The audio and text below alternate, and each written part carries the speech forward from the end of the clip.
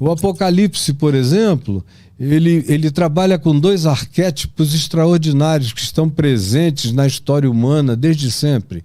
Se você vai na comunidade mais primitiva da história humana, como essas novas cidades que estão sendo achadas na Turquia, como Göbekli Tepe, que lá no norte da Turquia, que é uma cidade de 50 mil anos de idade, cortada a pedra como se fosse em laser, toneladas e toneladas, uma em cima da outra, com encaixes perfeitos que fazem as pirâmides do Egito se tornarem coisas toscas. E olha que elas são perfeitas.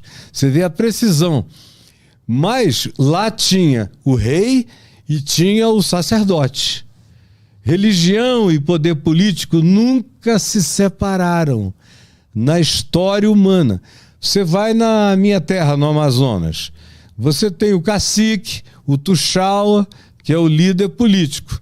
E você tem o xamã, tem o pajé, que é o líder religioso. Eles estão sempre juntos. O líder político precisa da bênção do líder espiritual, porque o líder espiritual carrega o poder da sobrenaturalidade. E a política é o poder da força. Mas ele quer, o povo todo acredita muito mais no sobrenatural do que em qualquer coisa. Então, a bênção do pajé, do xamã, tem que estar presente.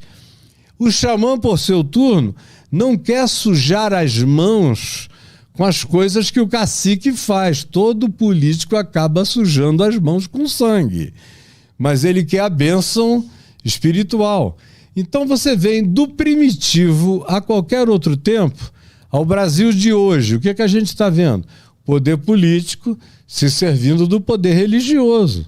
No discurso, né? No discurso e... Ou na prática mesmo. E na prática, orçamento paralelo, pastor decidindo para onde as verbas vão. E não é só no Ministério da Educação, é em todos os lugares. Você viu isso do governo Trump. Os governos republicanos têm mais vínculo com a igreja nos Estados Unidos, porque a igreja evangélica nos Estados Unidos é republicana, é conservadora, é heterossexual, é anti qualquer outra coisa que não seja de gênero sexual binário. Ela é totalmente binária. Então, qualquer coisa diferente é para os democratas, porque os republicanos se alinham com o Bible Belt, que é do sul dos Estados Unidos, aquele cinturão da Bíblia, que toma conta de tudo. E tem um poder de decisão política extraordinária, são organizados, assim como no Brasil, foram se tornando cada vez mais organizados. E agora você vê, o Bolsonaro está lutando agora por 40% dos evangélicos, porque 40 e tantos por cento já se bandearam para o Lula. Então a guerra agora, a gente precisa desse grupo coeso. Não dá para fazer a mesma coisa com a Igreja Católica, que é muito mais pluralista, que está muito mais pulverizada do que a Igreja Evangélica, que é muito mais uma estrutura mononuclear, monolítica.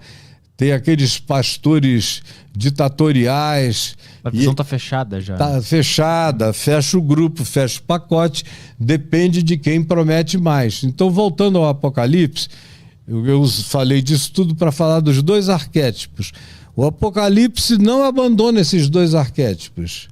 Da besta que emerge do mar, que é o poder político, e da besta que emerge da terra, que é o poder religioso, também chamado de falso profeta, porque é um poder que está sempre para fazer acordo com o poder político. Ele não carrega um caráter profético independente do poder político, ele está sempre a serviço. Aí quando você acompanha isso, para não falar da história humana toda, que a gente não tem tempo, falar só desses 1.700 anos de cristianismo. O Evangelho de Jesus tem 2.000 anos, mas ele só se transformou em cristianismo no 4º século, com Constantino. De Constantino para cá, foi sempre assim. O poder político e o poder religioso. A igreja abençoando o poder político. Aí muda o império, a igreja acaba abençoando de novo. Aí o Império Romano faliu, mas continuou o Sacro Império Romano através da Igreja Católica Romana, com algumas cisões, que foi a Igreja Ortodoxa Grega, a Igreja Ortodoxa Turca, que está ligada ao Patriarcado da Rússia, a Igreja Copta no Egito e algumas outras, e a maior expressão que é a Igreja Católica Romana, que fez todos os acordos necessários com todos os poderes políticos que surgiram.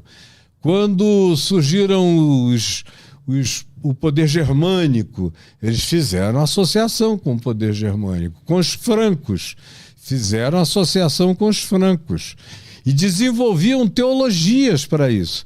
No tempo do Império Romano, era o Cristo Rei.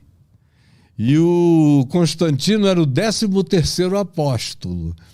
Aí, quando isso foi perdendo o poder, foram surgindo principados, Jesus virou o príncipe da paz. Eles sempre foram se associando.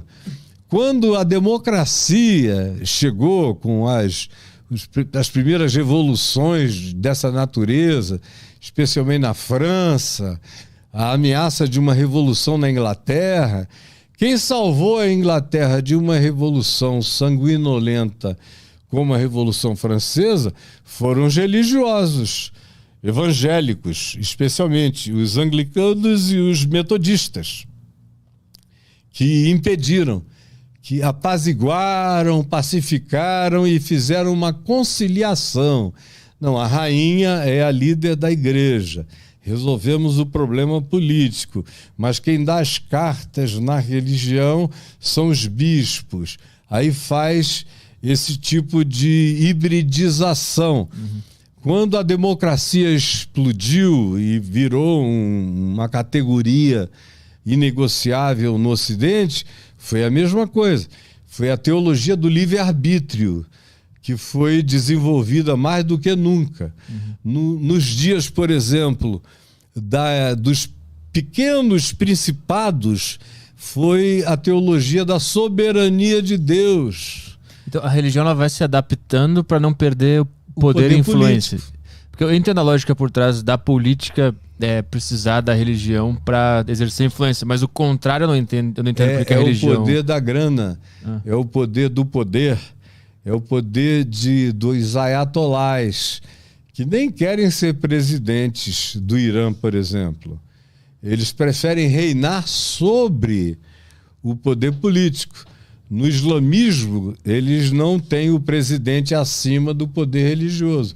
É o poder religioso acima do poder político quando você tem algo como no Irã, que é uma república islâmica. Então, aonde quer que eles criem um califado ou uma coisa assim, o poder religioso supera o poder político. Quando não, o poder político lida com o poder religioso e mantém o poder religioso trabalhando em favor do projeto político. Mas qual é o benefício que o religioso tem com esse poder? É ego ou ele de fato tem alguma coisa que ele vai ganhar? É grana, é templo, é mesquita, é terreno. Nunca mudou nada, é desde o tempo de Constantino.